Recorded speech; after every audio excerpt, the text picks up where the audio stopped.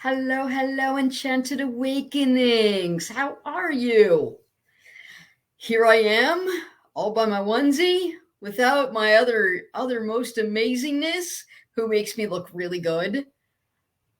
This look at all this space around me. Oh my gosh, it's just like weird. So let me know who you are as you come in. Say hello, hello, because we're going to be talking boundaries tonight, which is like easy when there's nobody around. Hey, Lisa. Oh, good. There's somebody here to talk to. Oh, I'm sure more and more of my friends will show up. Who else is here? You can always go. Jennifer is just feeling miserable and she doesn't feel good. Oh, there she is. She's from the other room. And let's see what else. She is just feeling really punky. And I'm trying to find the feed so I can say who's all in there. Hey, Rebecca. Hey, Facebook users, let me know who you are. I'm trying to get to our thing, but I probably can't find my own thing. Anyway, forget about it. Forget about it. So we are going to be talking about boundaries. So we talked about boundaries a little bit last week. Hey, Carolyn, how are you, gorgeous? Hello, governor. I bet it's Jill. Hello, hello. How are we tonight? Oh, it's been an interesting few weeks around here, obviously. Actually, it was exactly a month ago when my darling had to have her back cut into. And she's been doing awesome. There's no doubt about how awesome she is. Hey, Lauren, saw you up there. Hey, Lori. Oh, I bet she was the governor one, wasn't she? All right. How you feeling, Lori? But Jen is just, I mean, she's just got some back, where the struggles with the surgical pain, but she does not seem to have any neurological symptoms. So all of those are gone. We are cautiously optimistic.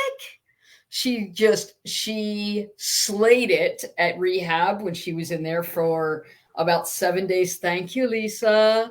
I love my glasses too. They're my fun ones. I'm going to get some more too soon. Um, but she might have COVID right now. She and Ian are both down for the count. I seem to be the one who's still standing. I had a little bit of a headache, but I'm good. So Lori is tired and painful, but recovering, which is good. Of course, it's going to be painful. It's only been a week and a half. My goodness. So, but I'm glad you're home. I know it's always so much easier to start to feel better at home, right? Get to eat your own food. Isn't that like the worst? The hospital food? Oh my gosh. Just horrible. And for Jen as a vegetarian, oh man, oh, I took her food almost every night. So thank goodness. So yeah. Any hoodles. So let's talk about boundaries. Raise your hands if you struggle with boundaries. Yep, yep, yep. I'm expecting everybody's got their hands up. Um, it's not easy, not easy to do these whole boundary things. Hey, Mitra. Hey, Wendy. Oh, I'm so excited you're all here. I do, I do, I do, I do, I do. They're not easy. They are not easy. We have been so programmed to let anybody else get away with whatever they want to get away with, right? It's just be nice. Let them have your. I mean, this starts early. If the other kid wants your toy, you got to give it up. What? I just got the toy. I saw a video sometime in the last week. It was a TikTok video. And oh, good. Barb says she's not too bad. Good. I'm not too bad anymore myself. I'm getting much better. So, oh, Carolyn, what kind of a look is that? It's like, I don't want to talk about boundaries. Me neither. Me neither. Um, I don't know where I was. I got sidetracked. See, this is the hard part without having a partner. So if I get distracted by the Carolyn is oh, that's so funny. I was going to ask you, how does it go with Carolyn? Because I have pretty good boundaries with everybody except Jen. I'm getting better. And we catch each other on it now too. It's like, that's not good boundaries. Don't let me get away with that. Okay, she's spoiled rotten. Why am I not surprised? And I bet she gives you that sweet little blue-eyed look with that red hair and that cute smile. Done, right? Melted. Ian has dimples. He's got 3 of them. And I'm sorry, Carolyn, you have brown eyes? Why did I think I just expected blue to go with the hair? Anyway. Oh, Mitra says, when I've started to have boundaries, I've been told I'm being mean. Yep, that's usually what happens. And sometimes we kind of are in the beginning, aren't we? I know I was. I was really militant in the beginning when I started setting boundaries. And I wasn't all that friendly. And if somebody like came even close to the boundary, I was like, roar! I was like a Doberman.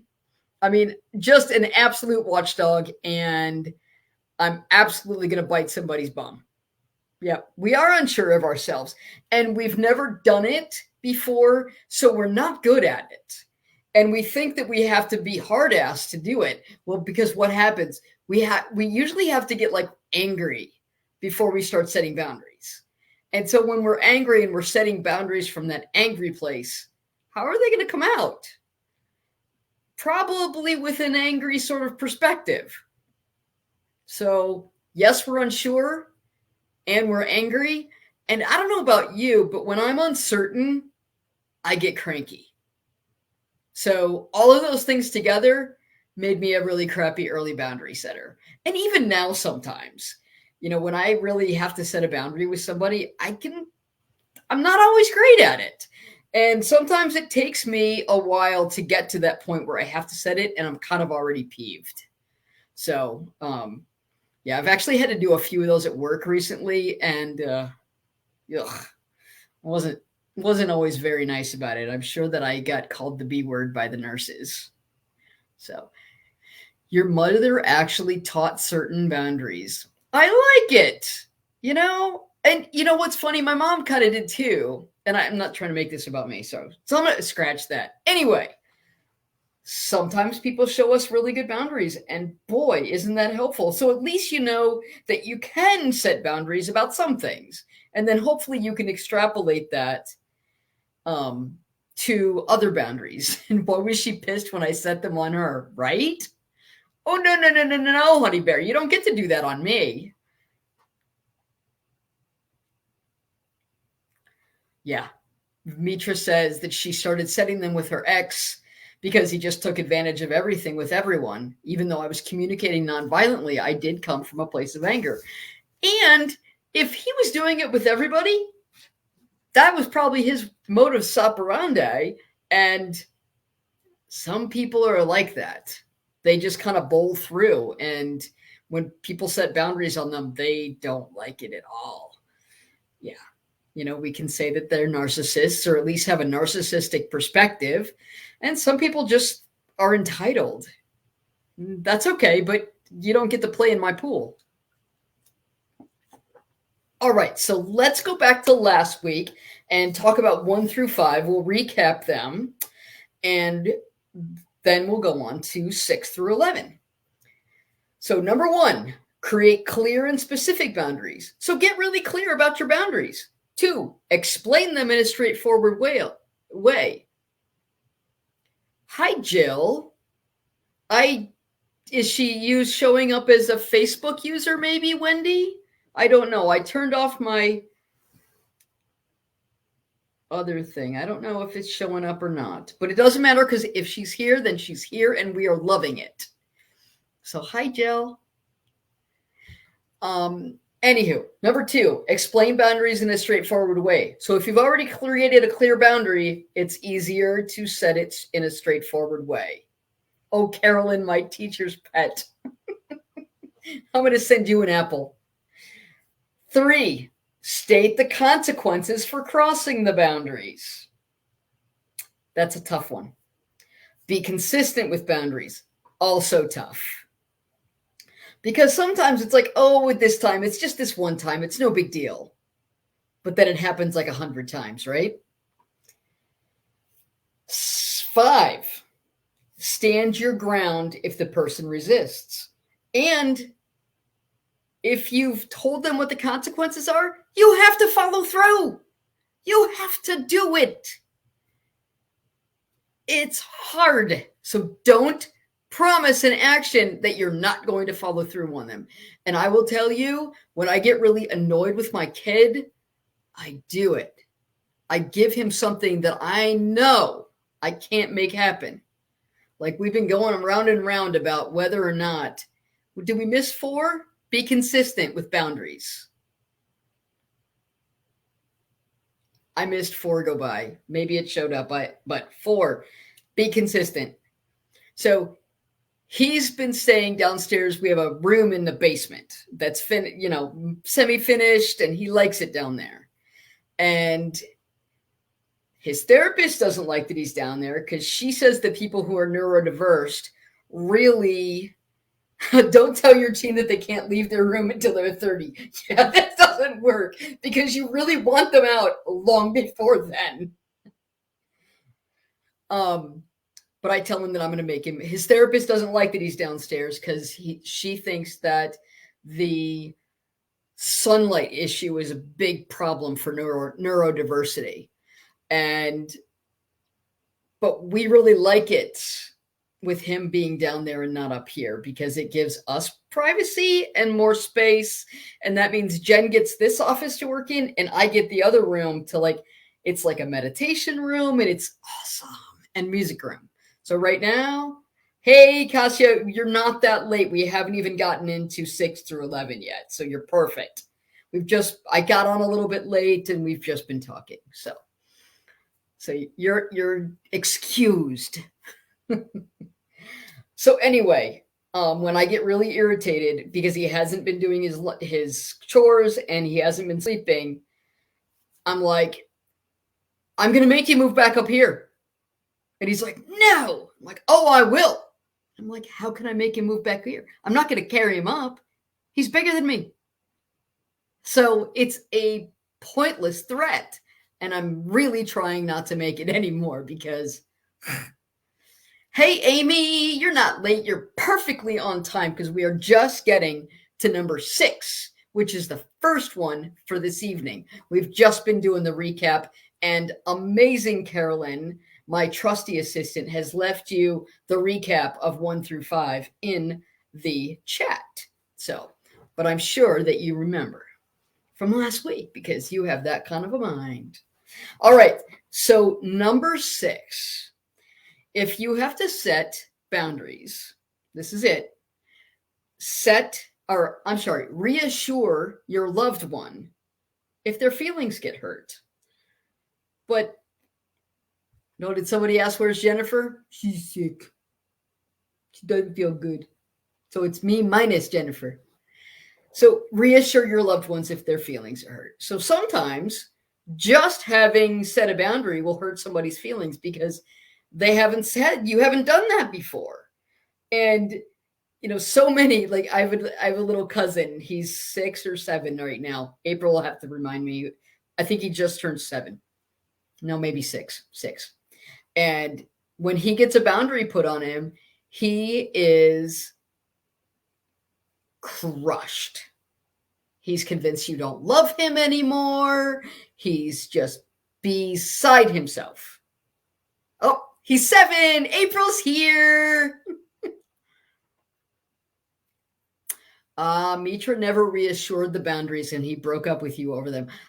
I think, Mitra, from what you've told me, it probably wasn't going to work out anyway. So maybe that was an error you can fix, but I think you might have done well anyway. Anyway, so Mr. Jace, the 7-year-old who's amazing, and he is the light of our lives, and his big brother TJ, I'm thinking TJ's 12. 12, April? 12? I think TJ's 12. He's the double light of our life. Love those boys. So you have to reassure them. No, it's hard. Yes. Okay. So we have 12 and 7, my little beasties. And we do have to let them know. And we have to, one of the things that I talk about a lot is being clear and kind. We, especially in the beginning of setting a boundary, if we need to assume that someone's going to respect it. And so be clear and kind. And then there's a little bit less chance of hurting somebody's feelings. But if you do, reassure. All right, number 7, stay calm if someone crosses a line. So getting angry and lashing out, it usually does more harm than good. It just creates this push me, pull you thing. And trust me, I was in this for years with Ian. It did not work. We lost so much fun time that we could have had because we both did this. And we were just at this, for 2 or 3 years, we were just stuck here. He's a strong kid. He just never was willing to back down. And I wasn't backing down either because I was grown up. I'm the mom. It didn't work. It didn't turn out well. I had to relax and find a better way of doing it. And we found a way. If he at this point totally balks at a boundary, I just walk away. But that's with my kid. How does it work with a partner? Jen and I are still figuring this out sometimes. There was something recently that I said one thing about, and she kind of nudged me, and I let go. And so I wasn't consistent, and I didn't hold my line. So I've got some work to do, definitely. And it is hard when somebody crosses the boundary to stay calm because you're like, don't do that. That's my space. But that's what we need to work towards, and if you see it as a boundary and something outside of yourself, it might be a little bit helpful. You get a little bit of distance from it. And it's like, you're messing with the boundary, not with me. It's like the boundary's out there. Hey, did you see that? You remind somebody of the boundary. Now, didn't we say that you're not allowed to, that's not okay with me? And so you can hopefully have a conversation about it. And if they get pissy, like, okay, when you're ready to have a conversation about this, we can, but we're not going to do pissy. That's a boundary. And if people don't respect the boundary, then can't talk to you like that. Okay, number 8. So we got 7, stay calm. Number 8, give gentle reminders if people forget. It's not their job to remember all the parts of me. It's not anybody else's job to remember all the parts of you. Yes, Jill, you are guilty of getting angry when boundaries are crossed, but I know that you're getting better. Absolutely. But it's hard. It is really hard because we have to work so hard to set them. And think about this. When we are in our conditioned self, where are we? We're in the low vibe. We might be feeling shame, low self-esteem. So it takes a huge amount of energy and effort to set a boundary. And then when somebody pushes it, we want to keep it there. Carolyn says, I used to want to burn it all down. Fight and flight at the same time. If I burn it down, I can run away. Been there. Ooh, Barb says it's good to practice on others so you can do it well with a partner when it's much more important. Absolutely.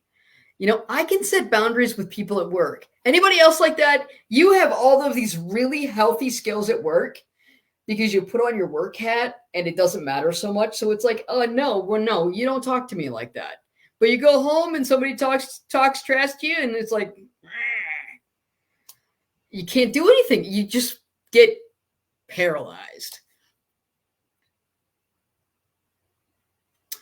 It feels disrespecting to have someone cross the boundaries, but it helps to know we can gently remind. Yeah, like I said, it's not their job. It's your job to know what they are and how to put them out there. All right, number 9.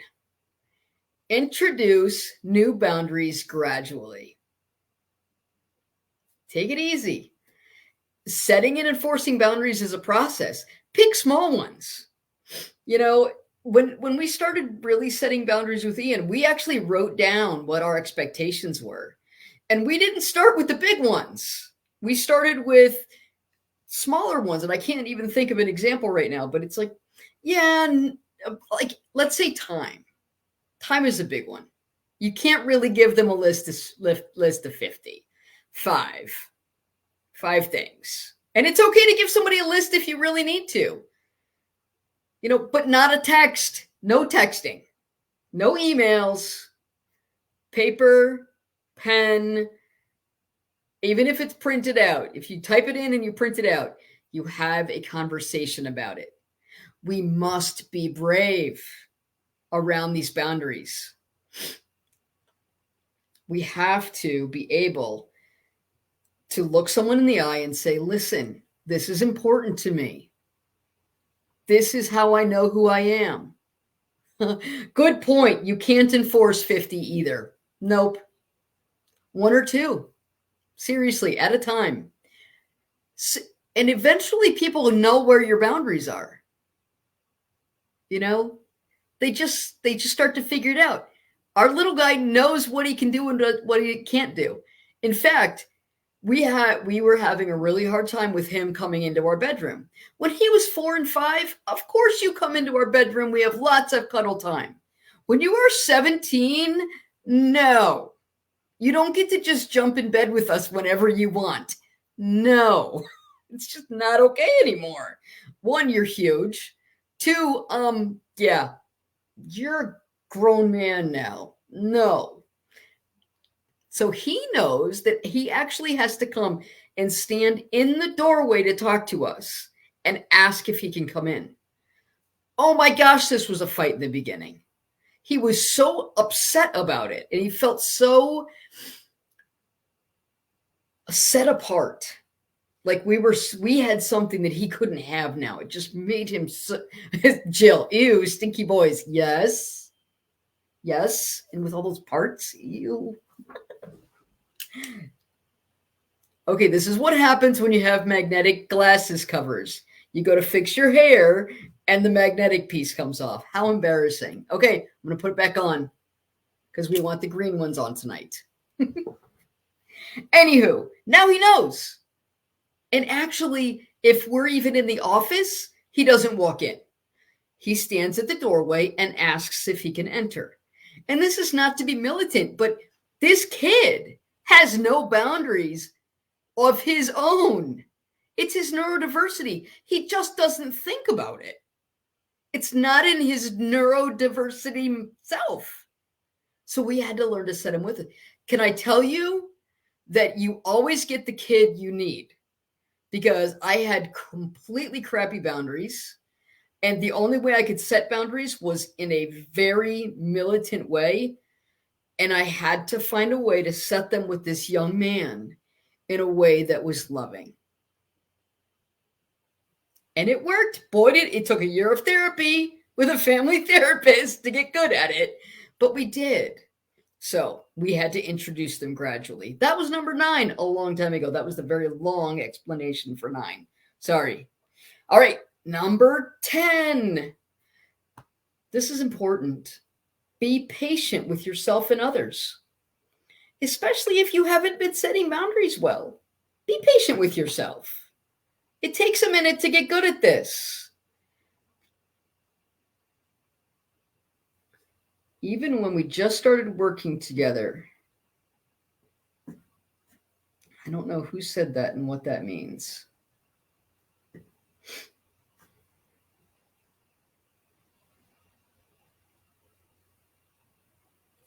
Yes, Amy. Yes, you've gotten so much better. With my kids, it helps to also be an example and respect their boundaries, space, and privacy. Yes. Yeah, I don't walk into Ian's space without knocking. I'm very careful about it. And yeah, absolutely. Yeah, sorry, I got it. I went back to my feed. Um, and Amy, we've talked about it with Amy in some private talk sessions where we talked about how to do that with your kiddo and with other people who live in the house. But it's hard. It really is. So get it. I get it. So be gentle and patient with each other, with yourselves, as well as with the other people. And number 11, this is the hard one. Cut off contact if necessary. Yep, a specific incident with him coming in. Yeah. Yeah, there have been a few. Red faces and all. Oh my goodness. It's kind of fun. It's exciting. So cut off contact if necessary. It is hard because we don't want to set boundaries that cause relationships to end. We're all about creating community around here. But if we don't, then where are we? That's why we set boundaries, so we know where I end and someone else begins. When I didn't have any sense of self, I didn't know how to set boundaries. So if you have trouble with boundaries, think about this for a moment. What is your sense of self? Is it hard for you to even figure out what's what for you? So start there. What's okay with me? What's not okay with me? That's the big question. What are your values? So if you're really struggling with boundaries, you might have to go back and start working on yourself. Because sometimes these things can show us where we're lacking internally. And if you don't know that you have a right to set boundaries, if you don't even know what boundaries should be, there's some self-awareness that you need to have. Mitra says, I have trouble cutting contact because I let the person manipulate their way back in. Oh, well, if someone's manipulating, I guess we know what the story is, don't we?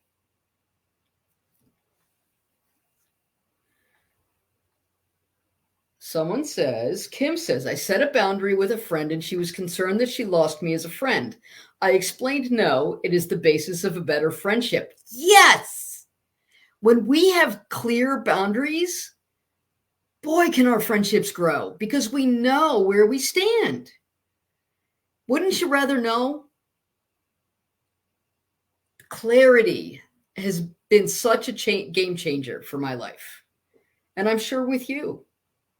So, any questions? That was number 11. That was the last one. So today we had, and Carolyn, you don't have to put these in again. Reassure loved ones if their feelings are hurt. Stay calm if someone crosses the line. Give gentle reminders if people forget. Introduce new boundaries gradually. Be patient with yourself and others. And cut off contact if necessary. She knows not to invite herself. Good.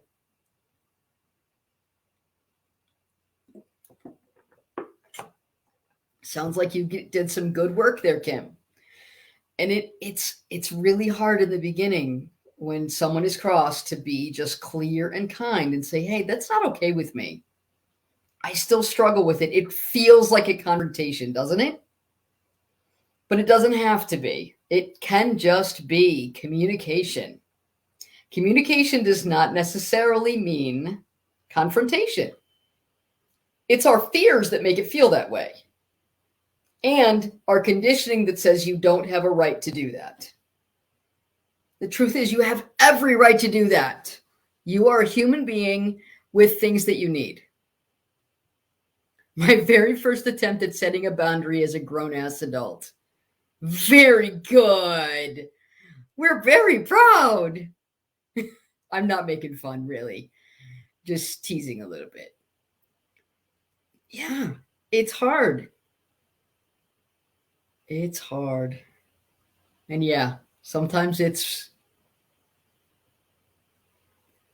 almost mystifyingly hard. We think we're all grown up, and then We have to tell somebody something that's true, and we're like, I don't wanna. It's gonna hurt their feelings, and I don't want to deal with that. Well, we still have to do it. That's what this growing up thing is all about. So, anyway, that's about all I got, guys. So, boundaries, it's all about what's okay and what's not okay. And the more that you understand what's okay with you and what's not okay with you, the happier you will be. Because you'll just, as soon as you see a behavior, you'll be like, oh, no, that's not okay. And you just said it. And you just say it out loud. And it's easier when you catch it quick, right? So don't put it off. If you see something that's not okay, please say something. When you have no idea what they are, it's difficult to put them into practice. Sure enough. I need to set more with my 2-year-old. Cardigan Corgi, yes. Caesar Milan says, rules, boundaries, and limitations. Rules, boundaries, and limitations. It's good for all of us. Actually, Caesar Milan, the Dog Whisperer, taught me a whole lot about myself. I used to watch it and learn how to be me way better. Because as he says, I don't fix dogs, I fix people. So, yeah, your chihuahuas have no boundaries. Well, you've had them for a long time, sweets. And I think you were just, I don't know how your boundaries have been until recently. Our chihuahua does have some boundaries, but he pushes them incessantly. So what else, guys? Anything else you want to talk about? It is 7:35. I know we got started a little bit late today. Non-existent. Non-existent boundaries, right. Because you didn't even know you were allowed to have them, right, Carolyn? I used to be that way as well. And then I figured it out, and boy, started feeling better to be me. So, all right. That's enough for me tonight. Now, remember, Jen and I are coaches. We've got some amazing programs going on. Our signature program is turning into a year-long, trauma-based, spirituality-based, magical skills-based, amazing program. So if you want to hear more about how to figure out how to be in a relationship, even with trauma, so to fix that trauma stuff and get better, and then how to use magical tools to support yourself, and then go through sacred sexuality, and then figure out what your soul alignment is, let us know. Give us a call. It's going to be an amazing time. We've got some people starting in February. It's going to be an amazing cohort, but there will be a revolving door. Every beginning of every month, we'll start anew. So we are really looking forward to this kind of up-leveling. Anyway, that's it for me tonight. Next week, God willing, we'll be back with Miss Jenzy, and we will talk about something good. And hey, if anybody has anything on their minds that they want to talk about, let us know, and we'll pull together a training, because we've got a lot of trainings in the queue. All right. We love you. Jennifer loves you, and I know she's still listening, even though she feels poopy. And we will all see you around the bend. Good night.